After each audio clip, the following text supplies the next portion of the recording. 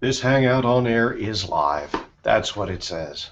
And so far, I'm live too. This is Gardner Campbell. I'm Vice Provost for Learning Innovation and Student Success at Virginia Commonwealth University, where I'm also an Associate Professor of English and privileged to be this summer one of 6 instructors for a special digital engagement pilot of UNIV 200.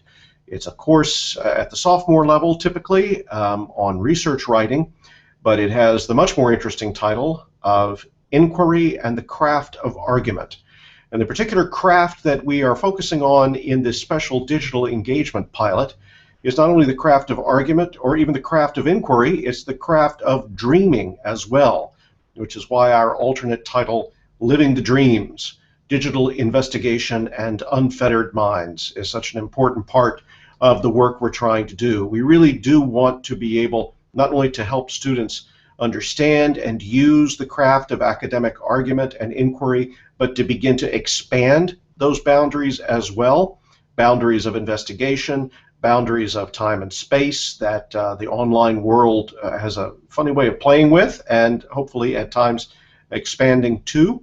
And also the bounds of creative expression, the bounds of what constitutes an argument. Is it just words, or is it, as Kathleen Blake Yancey once argued, not with words only? So what I'm going to be doing here in just a minute is welcoming Ted Nelson into the Google Hangout. I have sent him, since it's never simple with the Google Hangout, but that's okay. Ease of use is possibly overrated as a computer experience.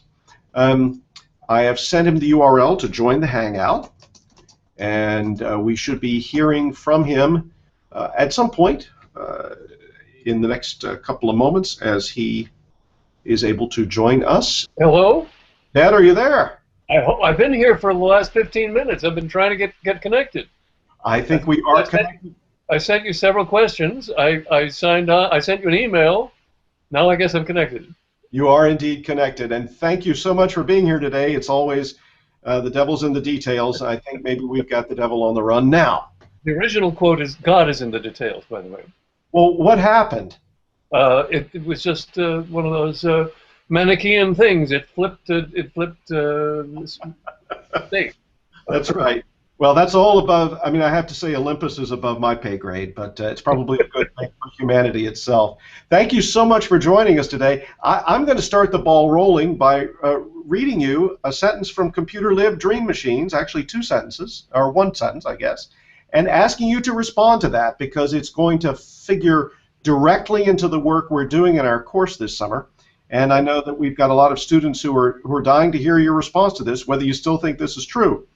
So you've got this in a section that's called CAI, that's Computer-Aided Instruction, General Wrongfulness, which is one of your great subject headings.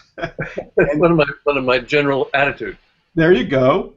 And you write, and this is 1974, computers offer us the first real chance to let the human mind grow to its full potential as it cannot within the stifling and insulting setting of existing school systems.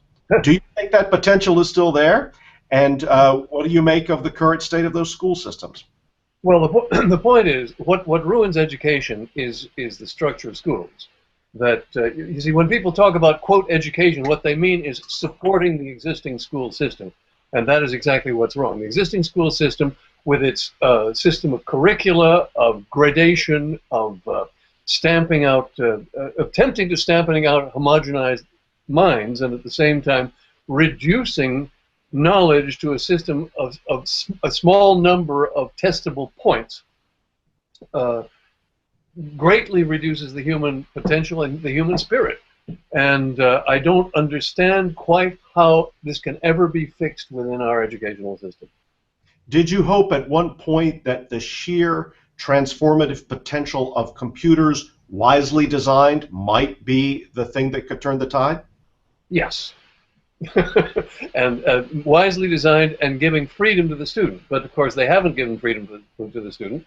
They've simply tightened the manacles and created tighter curricula, which in some areas is a good thing because people need to know specific stuff, but in terms of enlightening the mind, enlightening the spirit is a very bad thing in general.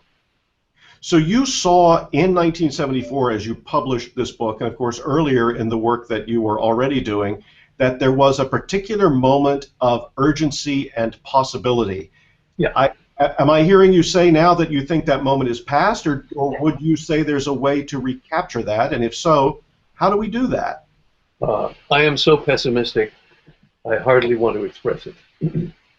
But yeah, I don't see any way. I see everything going in the opposite direction. Excuse me, I just dropped my pen, and I'll have to get by without it. If you could hand me that calendar from the hook. Thank you. Okay, so yeah, what we now have is a proliferation of online academies and schools that want to take government loans, and at the same time hook you into the latest fads of quote IT and so forth and so on, meaning train you in Microsoft or whatever. But at the same time, we see we see humanistic education, we see vocabulary dropping spectacularly. I haven't seen any actual statistics, but I have the impression that young people today have half the vocabulary we had 50 years ago. Thanks very much. And when you think about this, and you think about the way in which many of the warnings that you were issuing at that moment in 1974 have proven not only prophetic, but have come true in the bad sense, have you given up on computers altogether? Do you think there is any point of it? All the time, and I'm still trying to build the system I've been trying to build for 50 years. I believe you said you were going to have the students look at my latest delivery of the Open Xanadu. Yes, we have sent that link out and asked students to take a look at it. The progress has continued. It took you 50 years, but it is coming true. How? But it's kind of too late. But do you think that there are principles there that you've been working on for a long time, admittedly, but that are now visible in this new way? Well, certainly. What I'm trying to do, and what I've made my principal priority in my life, rather than what I wanted to be doing, which was making movies, my principal priority has been to create a document structure that I consider decent for the human race, and despite ridicule and misunderstanding. And at least we're one step down the pike now in terms of having a deliverable. And I don't know how much further I'll get. I don't know how long I'll live, you know. So, but at the same time, I don't have anybody to pass the vision on to, because it's very hard to be a visionary, because it means having the vision and also mapping it to the available structures, which is extremely difficult. And I've always compared myself to Frank Lloyd Wright in the sense of trying to create things that other people could not imagine, and detail them so that they had the qualities that I imagined, as distinct from a cruddy detailing which doesn't give the whole picture. And when you speak about documents, you're not talking just about print documents. You're talking about any kind of symbolic representation. Sorry. To me, a document is any media package. So a movie is a document, and a hypermovie is a document, and all the kinds of documents I imagine which combine all the different media will be documents, but at present we can't show them. And you agree with McLuhan that the nature of the medium is not detachable from the content that's being expressed. Is that right? The nature of the medium is indeed the pool in which you're swimming. McLuhan had extraordinary insights about media, and yet I should tell you that when I had lunch with him and tried to explain about hypertext, he was absolutely, he didn't get it, whatever. He went off on a completely misunderstanding speech about how computers could not vary their operation in any way. Essentially not getting it to 3 decimal places. So he did not understand that a computer as a universal machine was a simulation laboratory for potentially anything. He was simply Exactly. so exactly. He thought of computer code as the antithesis of the flexibility he sought in mediated expression. Exactly so. And so I tried to tell him that the computer would make possible new media and new structures that were barely imaginable, which we do not have, in my view, and he didn't get it. But his insight that the medium itself contains much of what is being transmitted, this was powerful. But on the other hand, the difference between, say, Hitler's speeches and Orson Welles's War of the Worlds and the radio kid shows I used to listen to as a boy gives you a very wide range within that medium. Seems very strange that someone who was primarily famous for his study of television and other kinds of electronic mediation could not then make the leap to understanding the computer as a meta-medium. And I found that that's a hard thing to explain to people. How do you breach that barrier and not say it's just a TV set, it's just a typewriter, it's a universal machine, it's a meta-medium? I don't know. And today I find that the kids are coming out of high school not learning to program. 20 years ago, they came out of high school having taken programming courses. Something is gone seriously wrong. Now they use their iPads, and I hear kids say, nobody invented the internet. Or that Tim Berners-Lee invented the internet, which is worse. So that nobody now understands where we're in. When I was a kid, I knew who had invented radio, or rather I knew who everybody thought had invented radio. Actually, Tesla's patents were upheld. But I knew who had invented the movie, except he hadn't. But the point was that there at least was a history behind these things that now is missing. Everybody thinks the world of today suddenly appeared from the brow of Zeus, and we should just all love it, as distinct from considering how it ought to be better. Do you think that part of the issue is that computers are new in a new way? They're not new in any new way. They're old now. And essentially the iPad has made the computer disappear to most people. I see. So we're now in a world of appliances. We're not even in the world of computing anymore. Nobody knows it. Nobody knows that we are. And so the first thing, I taught a course last fall, and I was knocked sideways by finding out that the students did not know what computers were. And these were like second year, third year, fourth year honor students, and that completely disoriented me. Meant I had to start the course over. And what did you do when you started over? Well, Frank, my colleague Doug Deco gave them a brief lesson, a month's lesson in Python language, which was very helpful. And that did make a difference? It did. It did indeed. So let's talk about your own education. One of the things I'm always curious about is how people survive their education. And what was it in your own experience, either positive or negative, that essentially liberated your mind into being able to imagine things in this way? Well, first of all, basically I was homeschooled. I was raised in an extremely literate family. I was raised by my grandparents and my great-grandparents, all of whom were born in the 19th century, which is why I speak 19th century English. And there was much talk, a lot of it for my benefit, around the dinner table of history and literature and art. And I got a very big vocabulary early, and I had difficulty with other kids because they seemed to me so ignorant.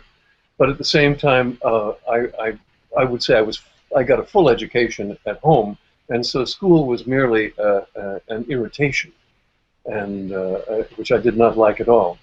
I fell in love with all the girls one at a time, but at the same time, and I liked my teachers. It was the setting. It was the oppressive setting I didn't like, and so I essentially received a you would say an undergraduate education by the time I was 10, just hanging around with my grandparents. My great-grandfather was a science teacher, and he taught me about astronomy and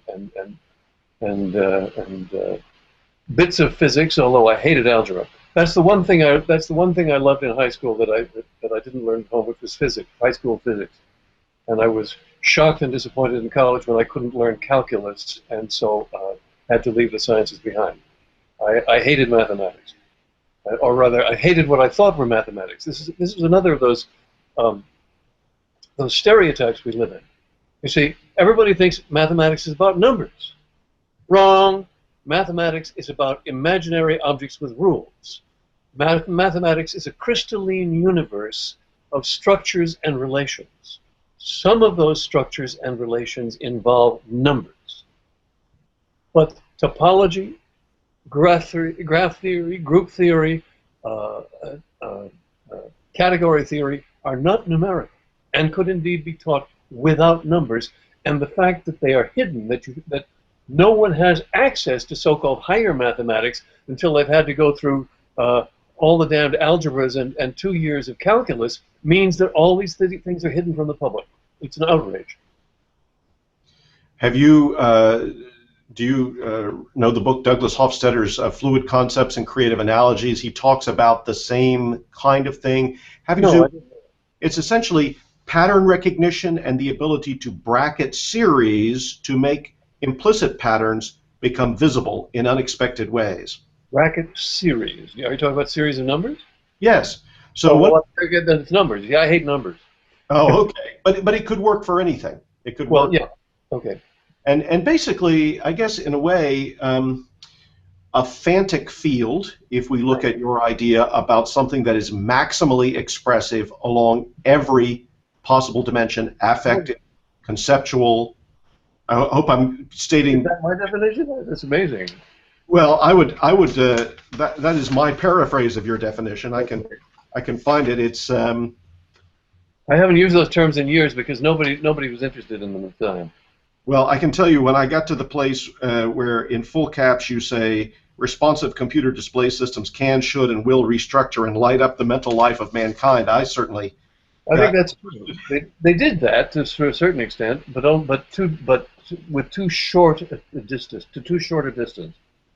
Well, and your emphasis seemed to be, and you tell me if I've got this right, that we think about the possibilities for the complex and rich portrayal of ideas in very impoverished ways. We have all these resources available to us that strike out across the entire expressive range of our human capabilities, and we use a vanishingly small amount of them.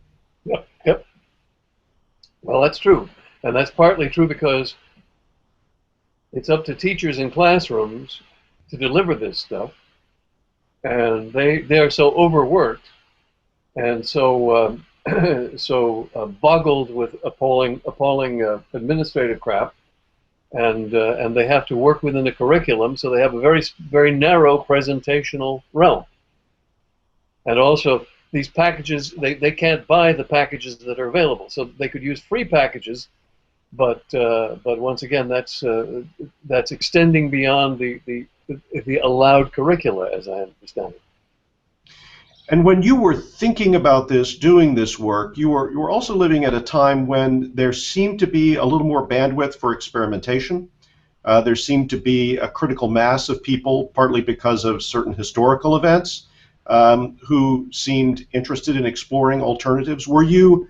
I don't know anything about that. You don't? Oh. I didn't meet any of them. Or pardon me. I had a couple of friends who did video art that I didn't like. Okay. but I did not meet anybody else doing interesting things except when I looked them up. Were you aware of the mother of all demos?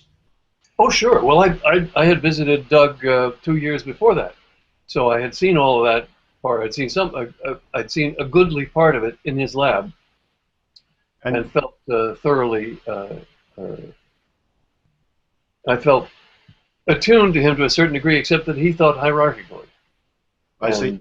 And that was always our sticking point. In recent years we became very close, but unfortunately we were so busy with other things that there was no time to discuss real issues till he was dead. And how did you become aware of his work? How was that conversation started?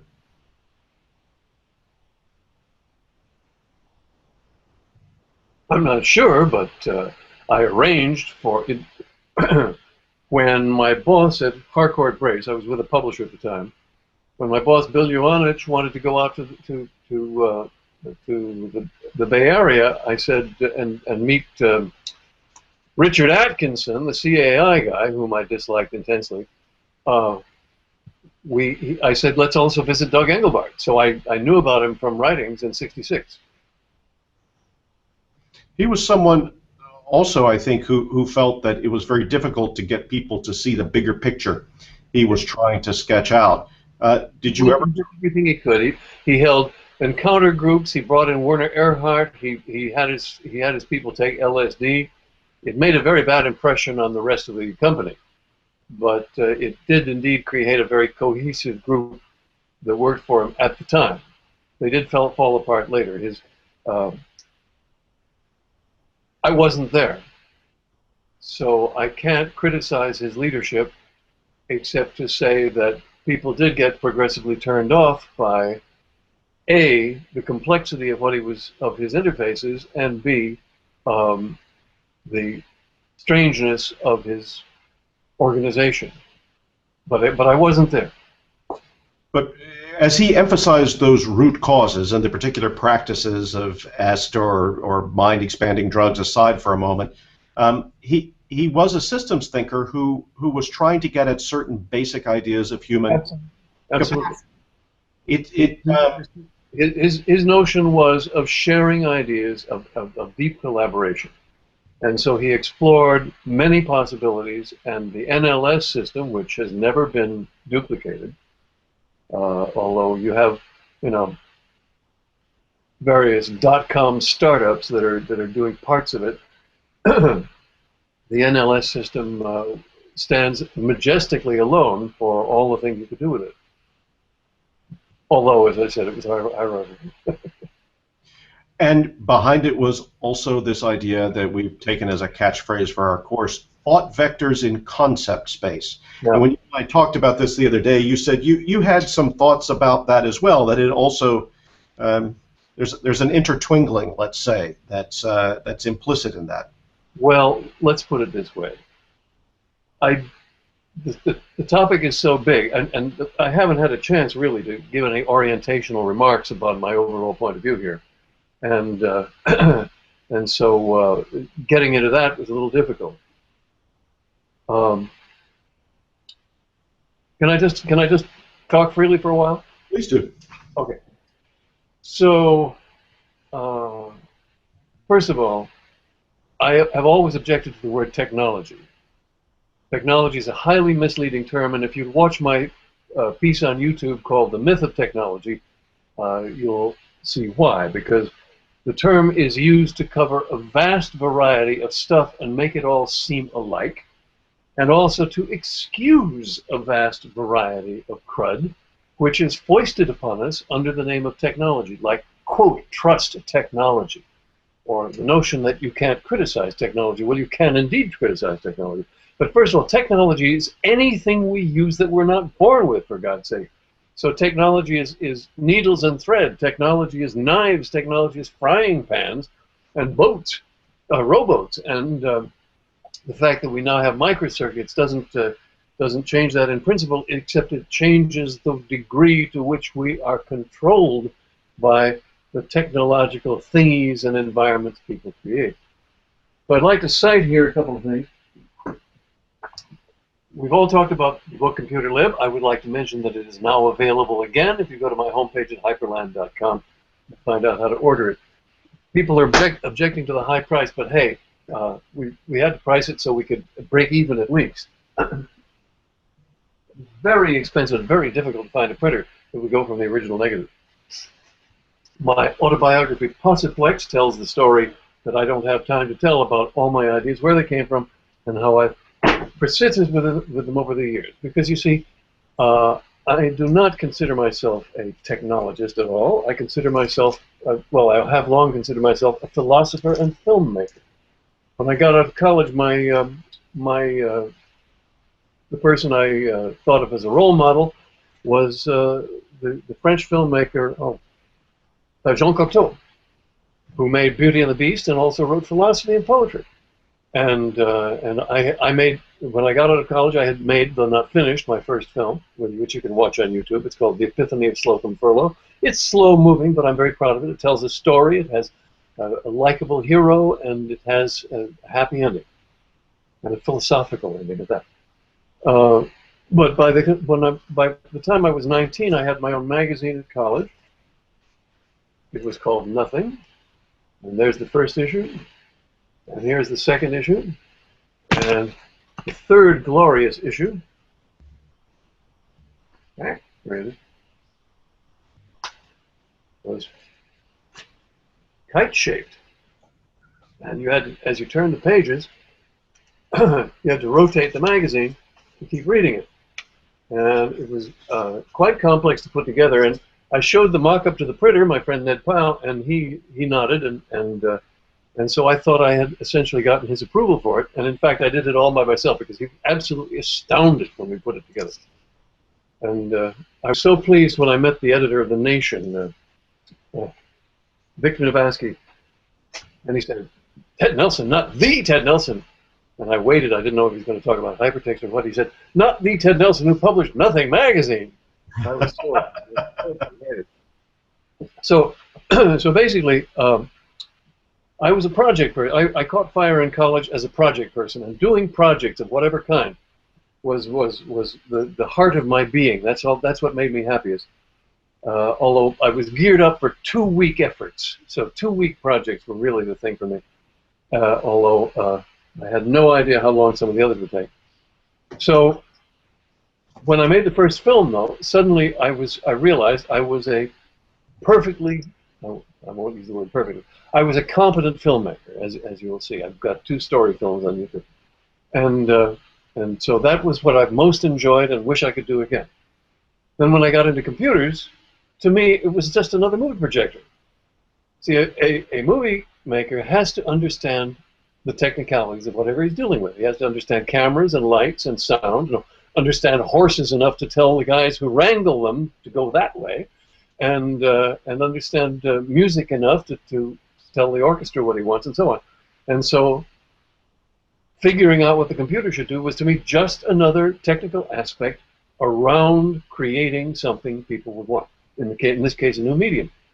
And to me, it was the generalized medium we would actually want. You see, I'd long had a standing difficulty with, shall we say, techies. At Swarthmore College, there were engineers, and quite often we didn't get along. Some of them were my best friends. One of the engineering professors was a great friend of mine, and his family. But but I did note that a lot of them had, shall we say,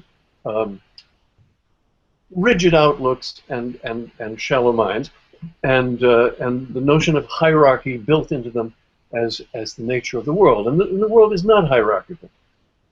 I finally found the Greek philosopher who backs me up on this.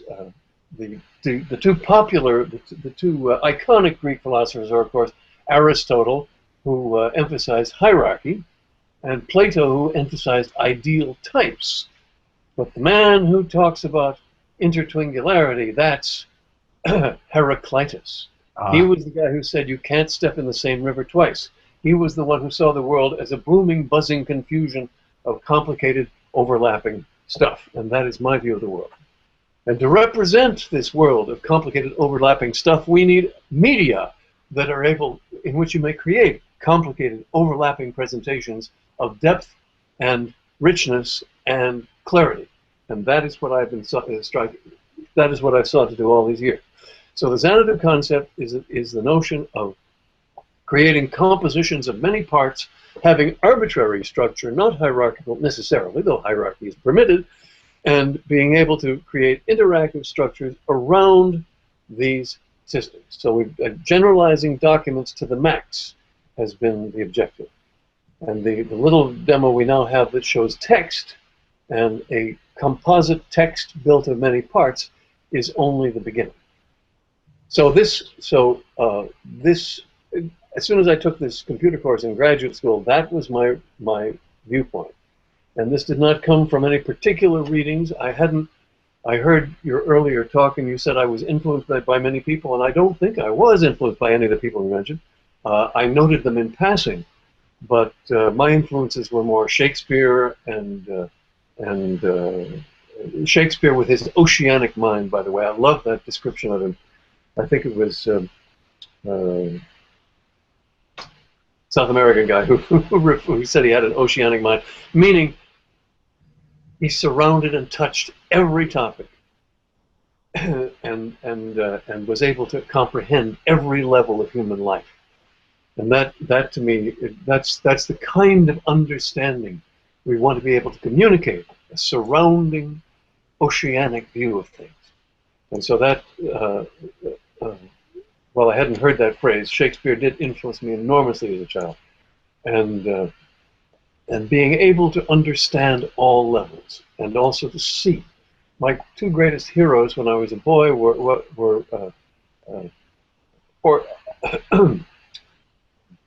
Frank Lloyd Wright and Leonardo da Vinci. And Da Vinci was able to see what others looked at and did not see. And Frank Lloyd Wright was able to create things that others could not imagine. It created wonderful spaces to be in.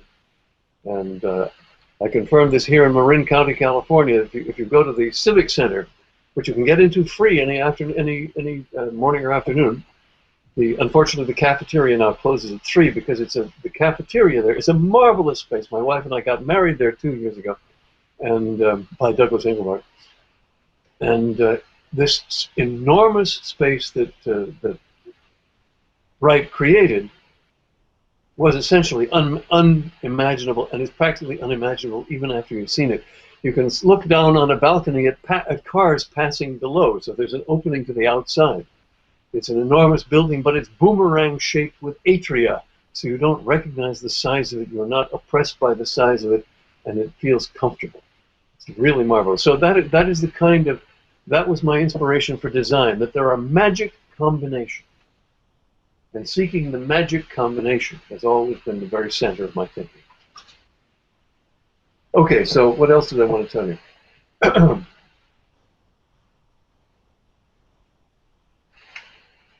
had an outline here somewhere. Oh yeah.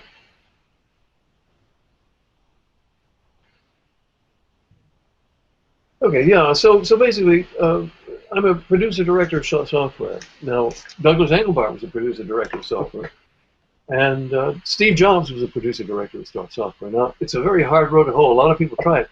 If you can't write code yourself, as I cannot, then it's very difficult. So my advice would be to anybody is to start coding now, because the 10,000 hours you're going to have to put in, at least that's the cliche, 10,000 hours is what it takes to master anything. You're going to have to put in somehow. Now, I don't think it's necessarily that long, but I sure took a long time learning to write, and although learning to make films, there was nothing to learn. I knew when I started, turned out. So, but the technicalities required the program on so many different levels, in so many different environments, with so many different protocols and error problems. This is not for beginners, and this is not for people over 40, really. You have to start young. So that's my one piece of advice. Would you say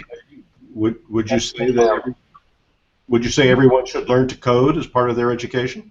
Certainly. Not necessarily to be a programmer in the sense I've said, but some coding at least. I note that Estonia has started teaching coding in the 1st grade, and Finland is about to follow suit. That's Estonia and Finland, 2 of the most advanced countries in the world. They speak better English in Finland, by the way, than I ever hear here. So with regard to the oceanic mind, which is very much the kind of concept space we're trying to encourage in our students, do you think that quality of mind can be taught, or can it simply be identified and encouraged? Or how do you feel about that? I have no idea. I've certainly met many people who had difficulty seeing the big picture. And so that's what we're talking about.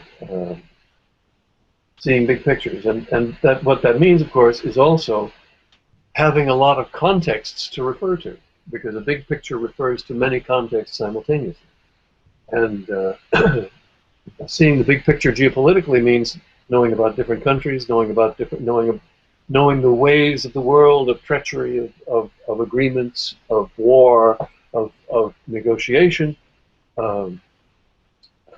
Seeing the big picture in architecture means knowing physics, knowing beauty, knowing elegance, knowing money and the politics of getting backing.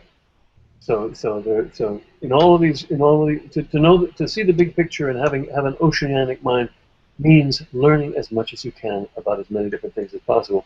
And learning, taking courses is not necessarily the best way to learn. It's a good way to learn some things, but what can I say?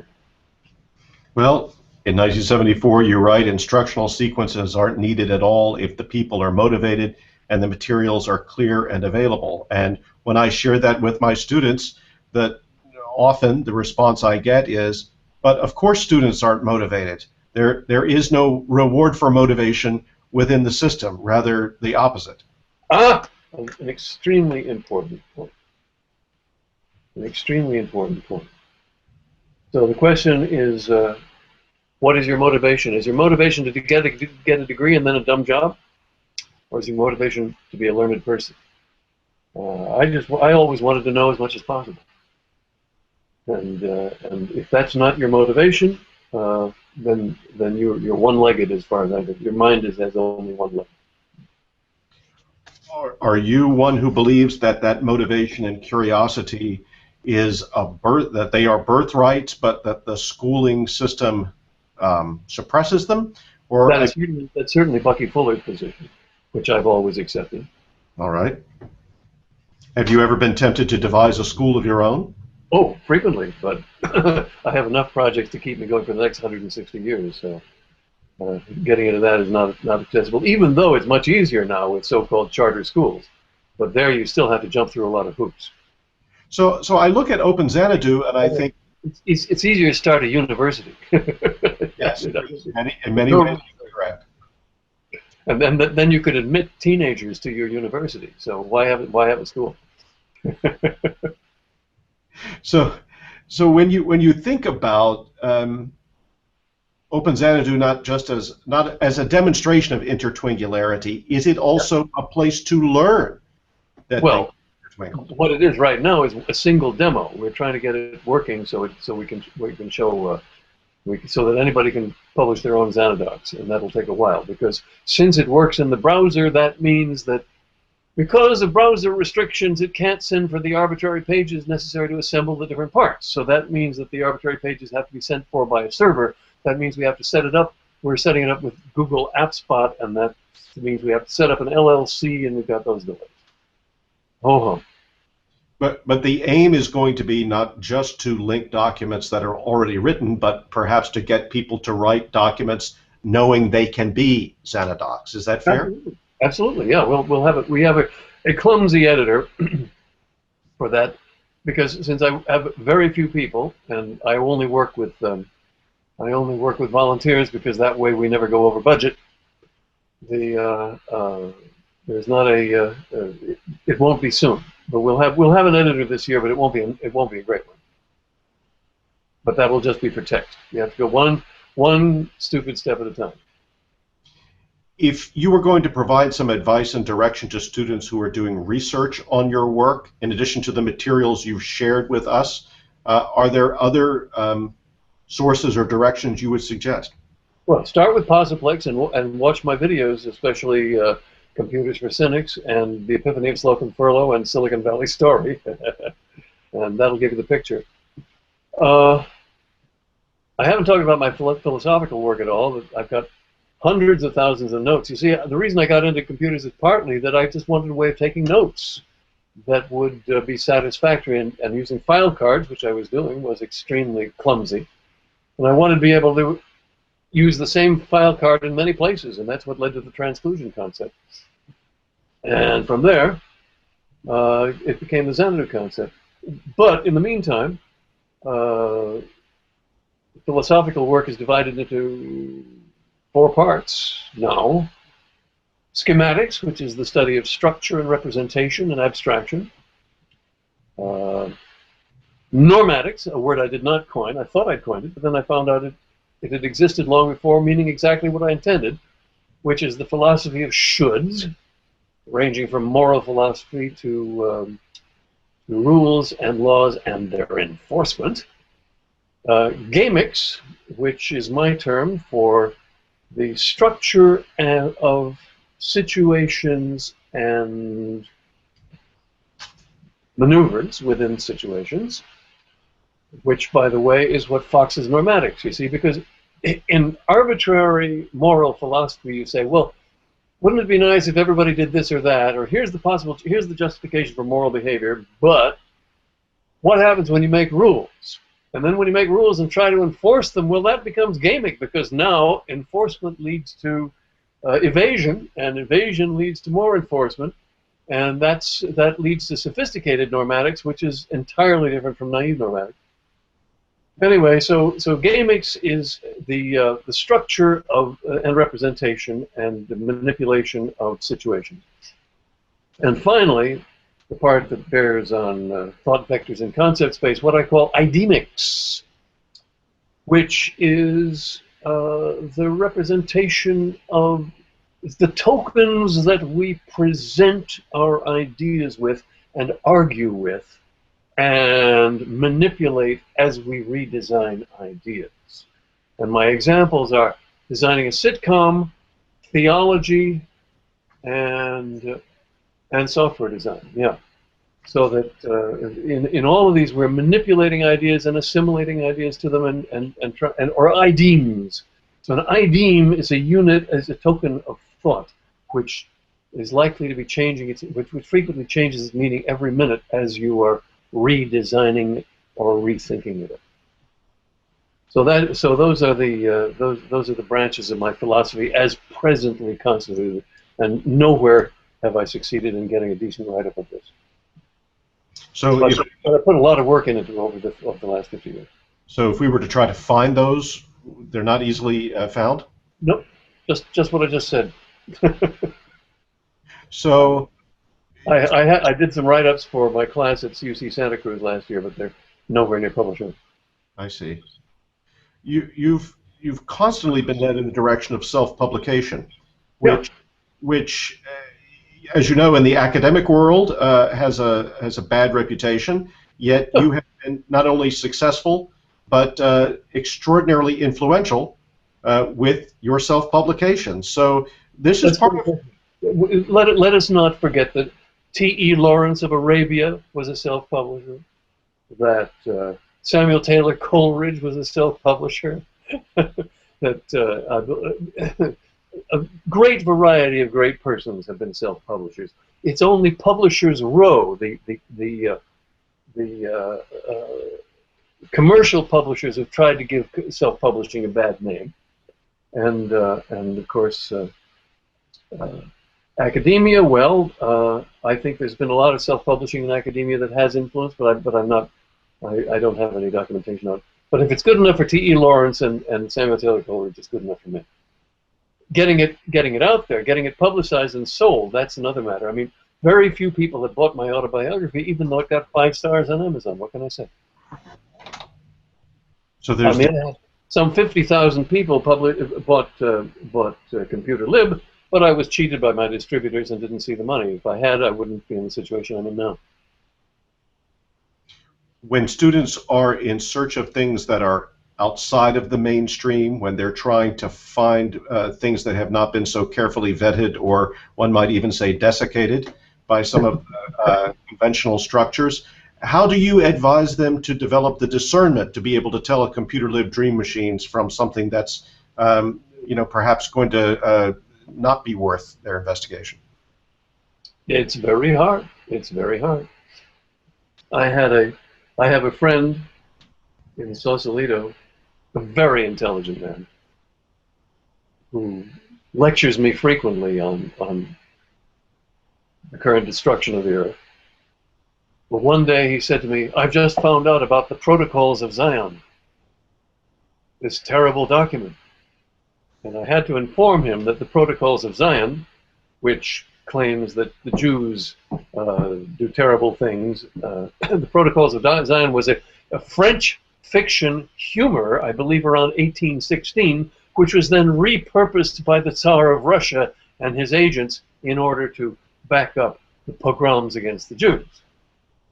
But the fact that an intelligent person found it compelling was very disturbing to me because it shows how hard it is to tell the important yet unpopular view from the crackpot or vicious. Which returns to the basic qualities of character that you philosophize about, we all are concerned with: wisdom, discernment, the ability to find motivation within oneself, the persistence to stick with things that may be unpopular while being open enough to accept correction. Is character something that can be part of an education without simply being indoctrination? Well, when people say character, don't they mean honesty and uprightness and decency? I don't know. I don't know. I have known one or two psychopaths, and I don't know whether education corrected that. But, I mean, most people are decent, and if they weren't, we'd be in we'd be in an even worse mess than we are. But I don't know. To me, the oceanic mind notion of having many contexts and having seen many levels of human life, as well as understanding aspects of science, this is the hard part. So having a multi-contextual background. If I were the place to start would really be nursery school. To me, it's very sad what they do on Sesame Street. Teaching children the concepts of up and down and inside and outside is such a preposterous waste of time, when they ought to be getting serious vocabulary, serious multi-contextual stuff. I mean, every kid knows what's inside and outside and up and down, for Christ's sake. But they manage to get hundreds of thousands of dollars because the puppets are so charming. And the point is that we need to teach a child another language when the child is 3 or 4. Takes merely hiring a nanny from another country. It's very cheap. Trying to learn that language at the age of 10 is incredibly difficult. So why aren't we doing that? Why? And I just read one of the most depressing things, which was a study of vocabulary, which stated that actually it was the mere avalanche of words, that by the age of 3, a child from a well-to-do home had heard 3 million words, I think it was. Different, I mean, obviously not unique words. Whereas a child from an impoverished home had heard 150,000 words uttered total. And the vocabulary correspondingly sparse. And sending kids out to Head Start doesn't fix that. So it's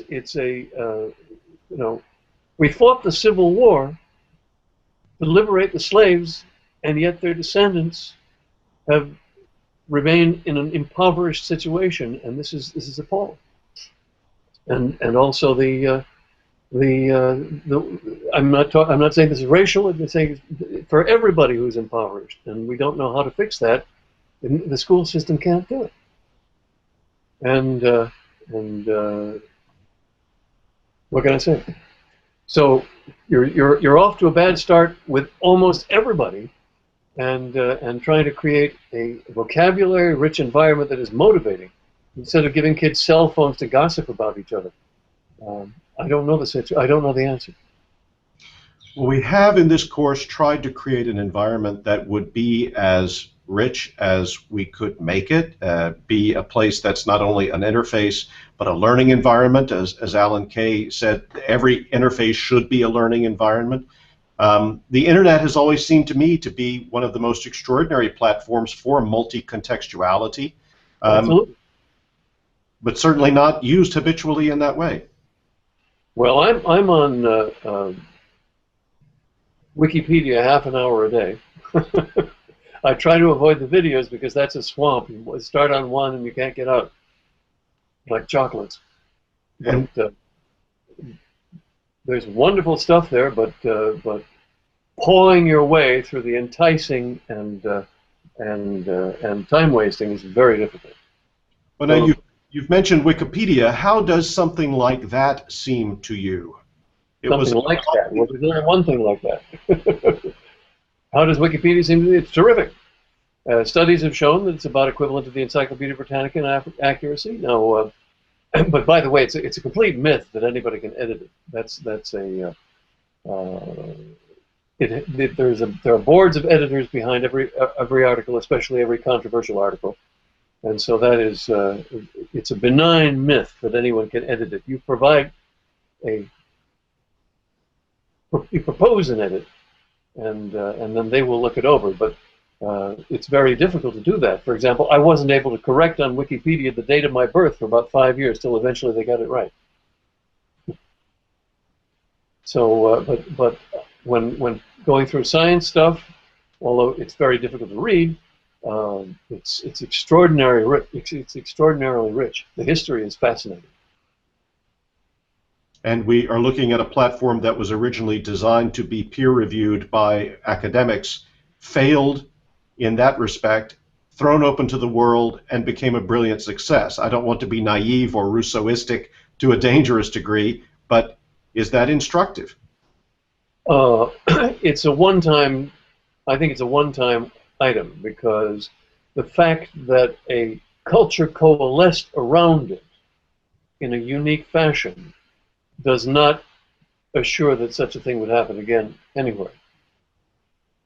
Now, if there were a Xanopedia, see, one of the things wrong with Wikipedia is that and in fact the founder has made this complaint, the articles have a length proportional to what the editors consider the subject's importance.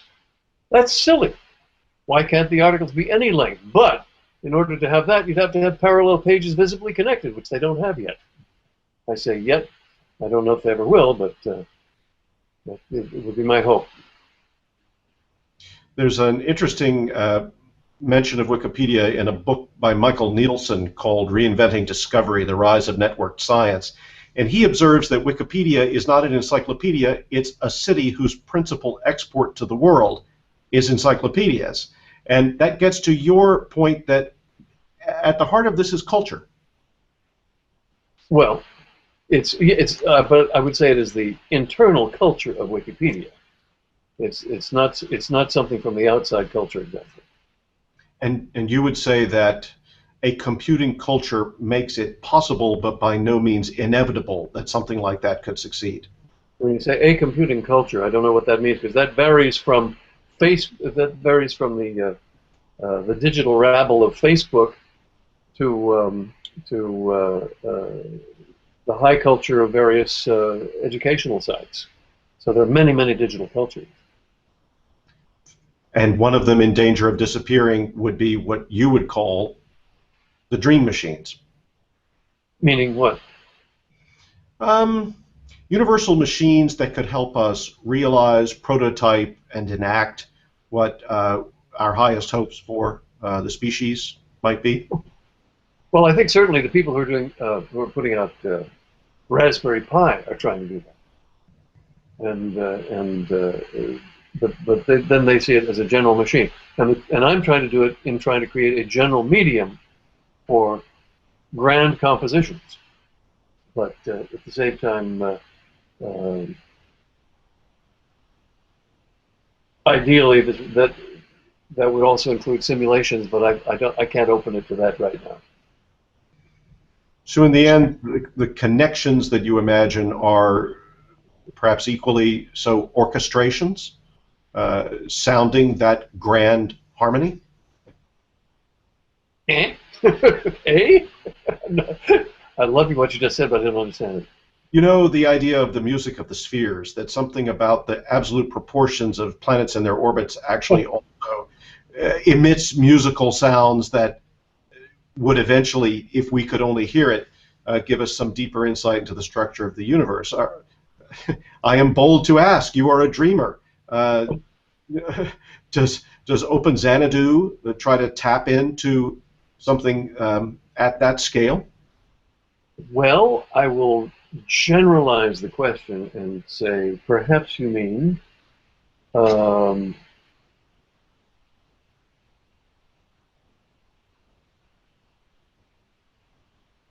am I striving for a generality and elegance and breadth that has that aesthetic And the answer is certainly yes. I do consider myself an artist. I do, in the memory of Frank Lloyd Wright, I have the same notion of a grand structure that has unity, and trying to bring together the parts, trying to create a working field on which fabulous media can be presented is unfortunately, has unfortunately gripped me all these years. You are in many respects the Orson Welles of computing. For good and for evil, yes. Because he shot himself in the foot in a number of ways, just as I have. And his career peaked early, just as mine has. I don't know if your students know about Orson. Orson Welles, at the age of 16, was mistaken for a professional actor, so that at the age of 15, was mistaken for a professional actor, so that his high school did not get the acting award. At the age of 16, he was already at the Gate Theatre in Dublin, and a very honorable theater. At the age of 18, he was on Broadway. At the age of 22, he had I think 2 or 3 shows running on Broadway besides his own theater in Harlem, and a radio show wherein he presented a show that terrified many people. We don't know how many people actually were afraid. That number may have been exaggerated, but he made a number of people think that the United States was being invaded by Martians. Once again, this comes back to how do you judge an important radical document from a fraud. And he timed it so that a number of people would turn the dial after the beginning of his show and miss the fact that it was a dramatization of H.G. Wells' War of the Worlds. So, at any rate, by the time the show ended, and it was Halloween night, I believe, 1937, by the time the show ended, the cops were in the lobby of, I think it was CBS, and they took him into custody, and he apologized and said he never imagined such a thing would happen. Although, if you examine his contract with the network, it seems that they absolved him from any liability from any damage which might result from any of his broadcasts. That had been prearranged long before Halloween. And on the strength of this radio broadcast, he got a contract in Hollywood, the likes of which has never been seen before or since, where he got the right to do anything he wanted. And what he did was he made the film Citizen Kane. Did he go to film school? No. One bright lady at the studio created a crib sheet, a study book on movie technique. And he went from there to invent a great deal of motion picture technique on his own in this first movie. And the movie was Citizen Kane. And there he shot himself in the foot because he essentially attacked one of the most powerful men in America, William Randolph Hearst. And to add insult to injury, something many people don't know, the word rosebud, which the great mystery of the movie was what rosebud meant. And it turned out at the very end that it was the name of the sled that had been taken away from him, or with which he tried to hold, with which the protagonist had tried to hold back the lawyer that was taking him away from his parents, or foster parents. But in fact, Rosebud, according to my readings, was the William Randolph Hearst's pet name for the genitalia of his beloved. Yes, I've heard that story too. So that he was, by this rhetorical device, by this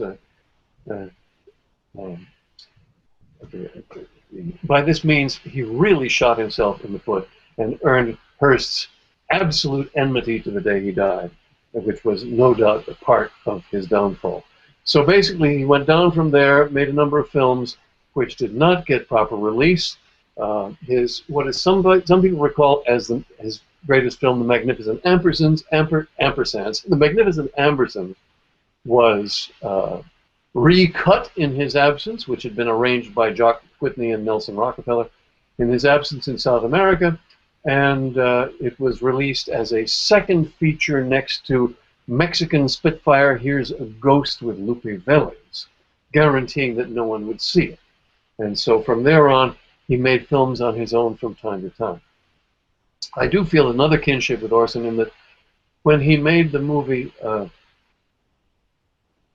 Macbeth, 5 different women played Desdemona, and you wouldn't know it from watching. And it so happened that in my film, The Epiphany of Slocum Furlough, I had to do retakes several years later with, with another girl, and no one noticed that it was another girl. So there you go. Anyway, so yeah, my sense of kinship with Orson is great. The fact I've been carrying projects on my back at my own expense for decades is another similarity. The fact that I've out-yeared him and I'm still standing is my only hope. And he worked for a long time on a project having to do with Don Quixote. Yeah. So there seems to be another point of connection, perhaps, that the quixotic adventure, the quixotic quest, is the one worth embarking on. I resent that deeply. Quixote was deluded and mistook the windmills for giants. I have not been deluded. I have been clear-minded from day one, and my designs are valid. It's only that getting them done is very difficult, particularly in the atmosphere of ridicule and misunderstanding I've had to deal with. So I do not like the comparison to Don Quixote one little bit. Well, my apologies. I meant no harm by that. Well, I'm just saying. I'm enjoying the conversation nonetheless. He is in But his... I have to be clear about it. Yes. Well, the role of the imagination is one that has engaged the minds of artists. It's now engaging neuroscientists. It seems to be the way in which innovations can emerge. We have some capacity for thinking outside the bounds of the thoughts we've already had. Would you say that the imagination is one of the things that's driven you most completely through your life? Well, of course. But I would also add, I believe, a certain clarity of imagination. And that is because what I learned in college was seeing through from seeing an initial idea through to the final detailing. When I didn't mention that I wrote the first rock musical. I forgot that one. And I said, I want to write a rock musical, or a rock and roll musical, I said. And there was none at the time. It was 1957. And I thought first, I had a lot of ideas. One was that I'd print a huge poster on butcher paper. Well, that turned out not to be able to print on butcher paper. But here was the poster for it. And it ran as scheduled for 2 nights in 1957. It is not considered an official part of rock history, but there you go. And so following through that initial idea and changing it constantly, but always adapting the idea to the mechanisms available. The same was for my movie, The Epiphany of Slocum Furlough. I started with 2 ideas. I thought, okay, I'll have a movie where the guy eventually is looking for the meaning of life, and finally a voice tells him the meaning of life. And then I said, uh-oh, I don't have time to write a script. Uh-oh. And by the way, that was when sound on film was extremely difficult to do, because you had to work with 2 different systems, the sonic system and the parallel picture. So I said, okay, I'll just have the actors say parp, parp, and then I'll fit it on later, and it'll look like a badly synchronized foreign film. And it'll look funny. Well, it turned out that even for people who'd watched foreign films, this was a little too much to take. But aside from that, I just started with that idea and the guy I wanted to be in the leading role, and I made it up as I went along. So all of the detailing of the project that has to follow from the initial idea and driving that project forward toward a culmination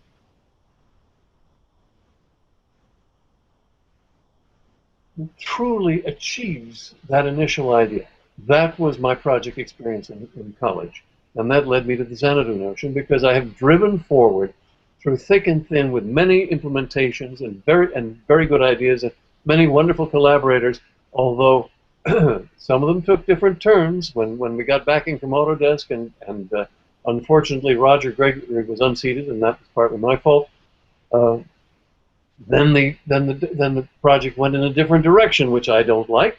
But eventually that failed, and I got it back, and have been continuing to move it forward, having to move it from the excellent design of 1979, which may still come to life. Roger Gregory is still working on that, to the present version, which uses conventional files, which is a dumb down, and at the same time allows us to work within the browser and other structures. So this is the same process, this is the same project life, which is pursuing what remains an evolving vision in the imagination and fulfilling it as best you can, which is the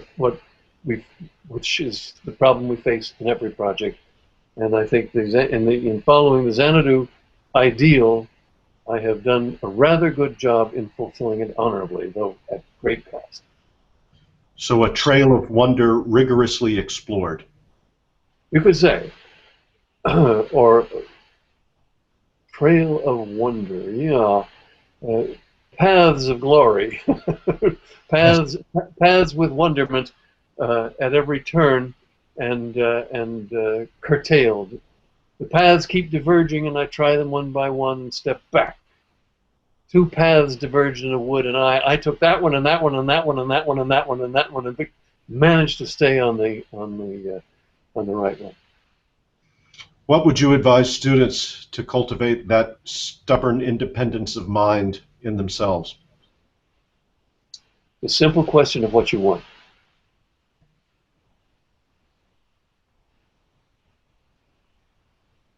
I didn't want to just be famous. I wanted to be great. And that's very different from being famous. To be great, you have to do something good and important. So that's a whole different ballgame.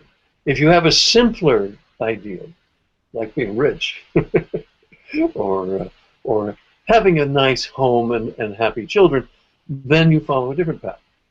So the point is to keep in mind what it is you want, and always hang on to that visualization. But there are so many stories in the big city, and so many ways to go wrong, that hanging on to that, and above all, looking back, not doing things you regret. I've hurt people and regretted terribly, and so not acting in temper, and not acting without finding out all aspects of the situation.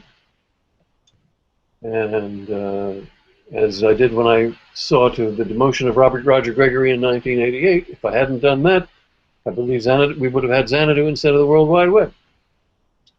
My picture of the World Wide Web, you see, is that it's based on a mistake I made in 1988, not on the originality of Mr. Berners-Lee. Great guy, but the World Wide Web was not original. It was the fourth hypertext system on the internet. But as I've said, Tim Berners-Lee is a wonderful figurehead. I compare him to Ronald Reagan, with a very clear and, shall we say, easily expressed ideal. Anyway, so I would say to anyone who wants, the earlier you decide what you want in life, and the clearer you can be, and the more flexible in getting to it, the better. It helps to marry well and early, but very few succeed at that. Marrying early is usually a very bad idea. Although I have one friend who dropped out of Swarthmore College, and I created a pathetic figure in my rock musical based on him. Well, he married a wonderful gal and became a professor and had a marvelous career as a university professor. So that goes to show that mistakes can be rectified, especially if you luck out. Doug Engelbart described his visions as epiphanies or flashes. Would you say that your vision came to you with an all-at-onceness like that? I don't remember. I don't remember. It would be good. What? Oh, yeah, well, right. If there was a moment of epiphany, it was seeing that you could put screens on a computer. I said, "Hey, screens! I can do that. I'm a movie maker." So now, what will it take to make the kinds of movies we will need for education and literacy and scholarship and an intellectual future? Because I wanted people to be more intellectual. Of course, they've gotten less intellectual. So that's something I would still like to correct. But unfortunately, there's not very much reward for knowing things these days, for being a general intellectual, from having an oceanic mind.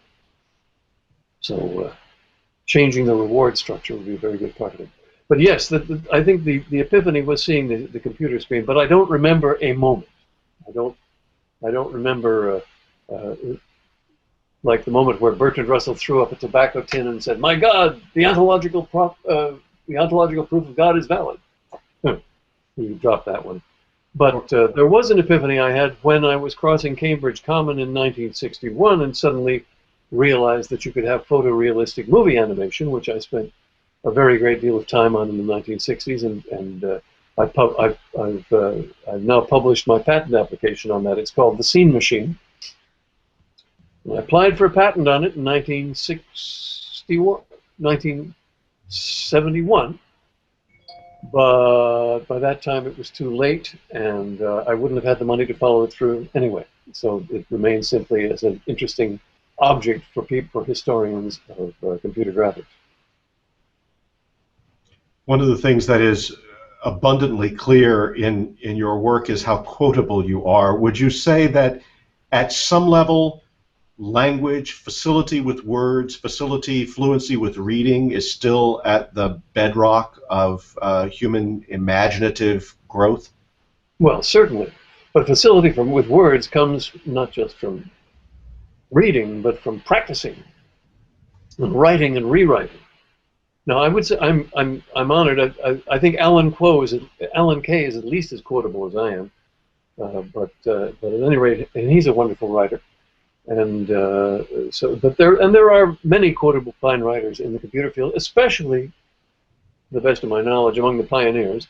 But of course, the computer field is so huge now. How would I know? So the question is how we can enhance people's vocabularies again and get them writing again. I would like to see a Sesame Street with a big vocabulary for big vocabulary building. I don't mean like saying, "Oh, sesquipedalian means a long word, kiddies." No, I mean the fluent use of long words without bothering to define them, but with allowing inferential meaning of them, which is one of the ways we learn, for God's sake, to become a part of the environment. But having motivated TV shows where where kids would follow the story even though they didn't know all the words and would want to learn and understand all those words, that would be something. But I just see vocabulary. I mean, my attitude is very much that of Gore Vidal. I see a declining culture in this country, and increasingly radio and television are filled with, and the roads are filled with aggression and shouting, and civilized discourse is on the wane, except on PBS, which is rather intolerable because its shows are so boring for the most part, and the good ones are punctuated with those tedious non-commercials where they ask for money, so-called non-commercials. Yeah, I don't know what to do. Well, one thing that is also clear from your work is that not only is there a spirit of learning, but a spirit of playfulness. How would you put playfulness within the human capacity for growth and progress? Well, it's a good thing, and you have to have an environment where people are open to it. So writing playfully, or winking and nudging the reader, this is part of it, and throwing in jokes, which of course would not pass muster in an academic setting. Yeah, sure, playfulness is good. Well, we are encouraging a spirit of playfulness in our course, and in fact, the concept experience I've assigned the students in my section this week is to make their blogs as playful and fantic as possible. Lovely. When you say by fantics, I mean the art and science of getting ideas across both emotionally and cognitively. This, again, far ahead of its time. Educators are now beginning to realize that emotion is not antithetical to reason, but that in fact part of the wholeness of human experience, neglected at our cognitive peril. To quote David Hume, the reason is it wasn't it Hume? The reason is, and by rights should be, governed by the emotions. How does that become something other than anarchic or chaotic? Civilization is based upon the assumption that if we band together, we will be better off. So that banding together, even though our emotions point us in different directions and make us want to throttle the other guy, this is the important thing. So there is a point at which it all does break apart. But remember, anarchy is not necessarily what people think. I believe that didn't Catalonia elect an anarchist government in 1936 or 7? So it's not necessarily a war of all against all, but rather a ground of disputation within the general agreement of civilized society. I can't think of a better last word. We have to stop now? Well, no, I'm happy to go as long as you want. I just, it's not good interviewing form, but there are moments in which I simply just want to fall silent and think about this for a moment. Dead air for the viewer, but I guess the peril that all of us in academia face, or maybe I'm just projecting, is the great peril of becoming glib with matters of great moment. And I don't ever want to be glib about any of this. But as one becomes more fluent, the risk of becoming glib, it seems to me, increases. I don't see what's wrong with being glib, meaning being able to say something briefly. No, being able to say something with a kind of superficial profundity that upon further examination is just a clever thing to have said.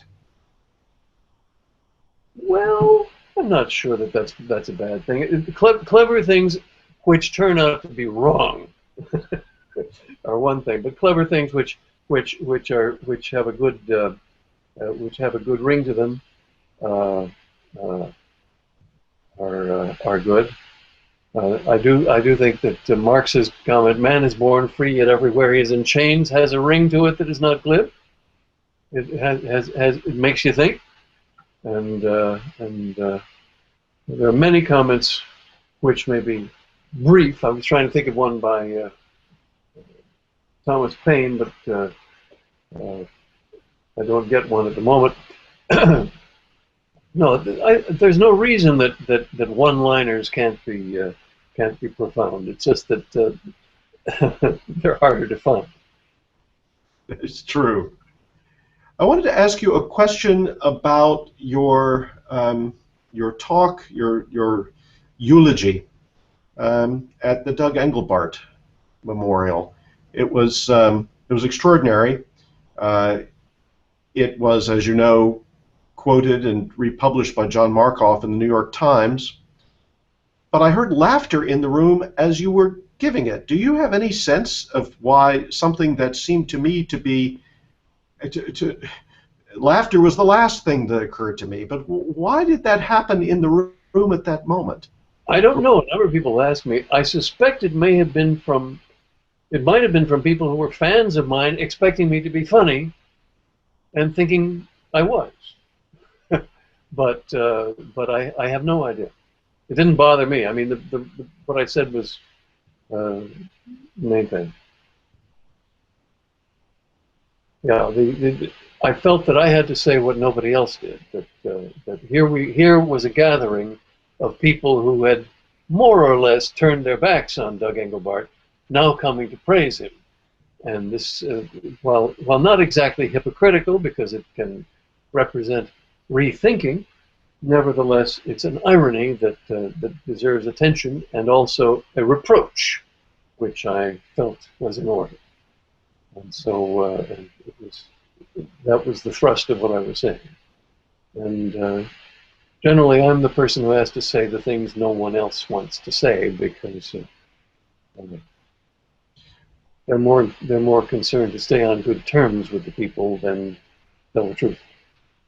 And you found Shakespeare, again, with that oceanic mind, had imagined an analogous situation which fit where you wanted Precisely. to express yourself. Yeah, I didn't go looking in Shakespeare. I happen to know that speech from high school. Well, it was marvelously appropriate, and Renaissance studies is one of the things that I've worked on as a scholar. John Milton, perhaps too hierarchical for you, but has been someone I've worked with, and he's often pitted against Shakespeare, but I think that's a mistake. I think that the capacious imagination makes kindred of us all. And with Shakespeare, I think of The Tempest, and maybe this is a good, since I don't know, would you call yourself a Prospero? Would you say? I wouldn't. I don't know The Tempest enough to say. I saw that. We walked out of the movie. Oh, well, I haven't seen the movie, so I can't say on that one either. But he's often been thought of as a figure for the author himself. That he comes to a kind of peace with both the harmony and the discord that his own art has enabled. As you think about the work you have done, but also the work you continue to do, still motivated by urgency, but do you also find a sense of can you feel that this has amounted to something? No, I feel I've wasted most of the last 50 years. Because I've been unable to get anything done. They could have been doing good stuff, but instead I chose a path that I believe for something I believe the human race desperately needs, and yet nobody gets it. That's what infuriates me. Well, I can tell you that the students' response to your work indicates that, at least along the thought vector of what's the best way to equip our minds for the work ahead, find your work very resonant. In fact, they come to it with a sense of excitement and discovery, especially that it's being assigned to be read in a college course. This seems to break many of their expectations. So in that sense, though it may not be at the height of what you continue to dream of, it's been pretty satisfying to me to see students' minds awakened by your vision. Well, thank you. That's very nice. So why don't you assign a couple of chapters in Posiplex and the video? I think that'll bring them up to date. We will follow up with that, certainly. Anything that we haven't covered that you'd like to make sure that you've addressed before we break off the conversation? Well, let me think. No, that's pretty much it.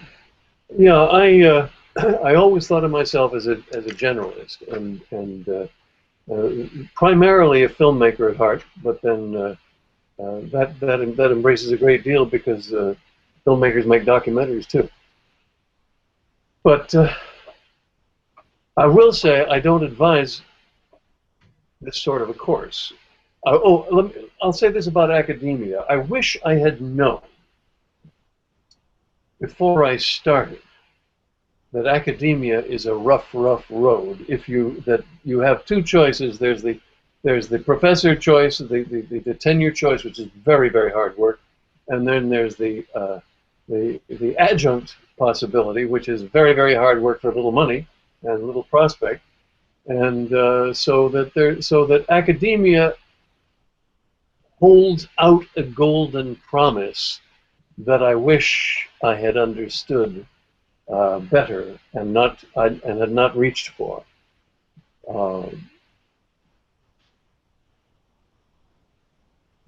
However, to try to be a generalist is a very expensive and unrewarding role unless you want it for its own sake. And I wanted it for its own sake, and so I don't know, that sets me apart. But if there's anybody out there who wants to really cultivate an oceanic mind, good luck. And it's a lot of work, and not everyone will appreciate it. Oh, my wife just slipped me a piece of paper. One more point to mention. The software is a branch of filmmaking. That's what I've always said. It's because in a movie, you start with an initial idea of what you want on the screen, and then you attempt to realize it through many different techniques. And a movie is a series of presentations on a screen that affect the heart and mind of the viewer. So what is software but a series of presentations on the screen, interactive presentations on the screen, that affect the heart and mind of the viewer and interact and have consequences? So you can either say it's something else, or you can say it's an enhanced movie with other possibilities. But the point is that I think that to learn interactive software, you should study your Disney and your Orson Welles and your Frank Capra and your Eisenstein as the fundamental work, and the technicalities of programming should be then learned as a part of making it come about. But realizing that it's the presentation and the unification of that presentation, that's the thing to stick with. Frank Lloyd Wright, his stuff was extremely unified.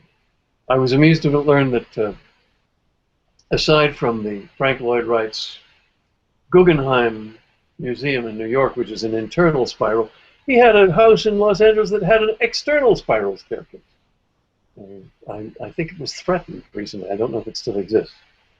But that's unification, taking a couple of ideas and making them into a special space. So a filmic space, or a presentational space, or the phantic space of software. I think that's probably the place to start. May I simply say thank you for your time, for your work, for your ongoing interest, and though it does get hard to hold on to a vision of human capability, I suspect you're still a dreamer, Ted Nelson. I suspect. Well, thank you. I think you are too. And thank you for the eloquence of your interview. It's my pleasure. I hope our paths will cross again. I'm sure they will. Thanks a lot.